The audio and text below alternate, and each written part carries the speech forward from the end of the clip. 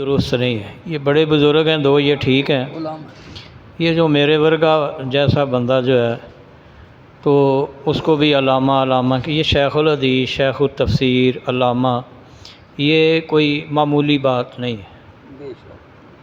میں شیخ الحدیث مولانا محمد عبداللہ صاحب رحمۃ اللہ علیہ ان جیسے بزرگوں کے پاس بیٹھا تھا، ہم دو دوست تھے، تو بات چلی شیخ الحدیثوں کی، تو وہ کہنے لگے تم نے شیخ الحدیث دیکھے نہیں۔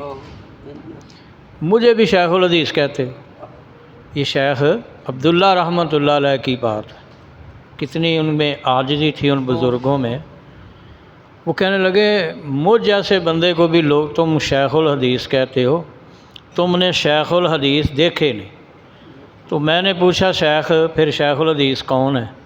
کہنے لگے شیخ الحدیث ہیں حافظ محمد صاحب گوندلوی رحمۃ اللہ علیہ، اس وقت زندہ تھے، اور شیخ الحدیث تھے مولانا محمد اسماعیل سلفی رحمۃ اللہ علیہ۔ یہ دو بزرگوں کا انہوں نے نام لیا۔ تو اس لیے گزارش ہے بصد ادب و احترام کہ یار یہ ہر بندہ جو ہے نا علامہ علامہ علامہ، یہ بھی عجیب بات لگتی ہے۔ ٹھیک ہے، کم از کم جو ہے نا میرے ساتھ نہ لگائیں، میں تو بالکل طالب علم ہوں، اور یہ علماء سے ہی کچھ نہ کوئی سیکھ کر جو ہے نا وہ آگے چلتا ہوں۔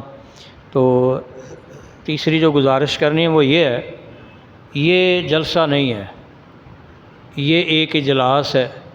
اجلاس میں ایک پروگرام کا ایجنڈا ہے محسن انسانیت کانفرنس جو ہے، اس کے حوالہ سے آپ تجویزیں دیں کہ اس کو کامیاب کیسے بنایا جائے، رونق کیسے وہاں لگائی جائے۔ اسی طرح مالی معاملات ہیں، مال کے بغیر بھی نہیں، اور اسی طرح ورکروں کے بغیر بھی نہیں یہ پروگرام کامیاب ہوتے۔